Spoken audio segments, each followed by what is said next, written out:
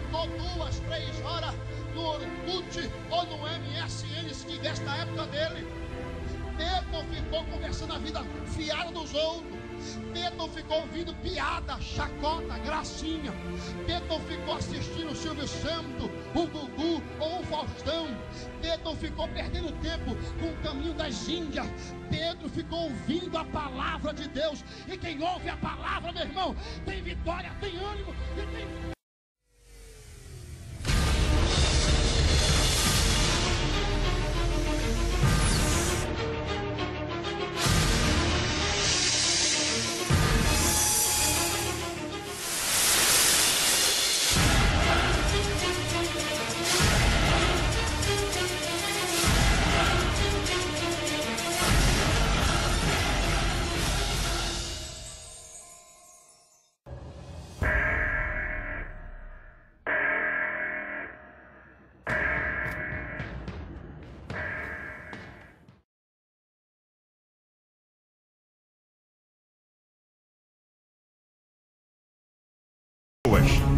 Evangélico é criticado, católico é criticado, Deus é criticado, o diabo é criticado, presidente da república é criticado, tudo é criticado. Se criticar homossexual, querem processar. Porque a lei não pediu para nascer negro, é negro. Criança não pede para ser criança, é criança. Idoso não pede para ser idoso.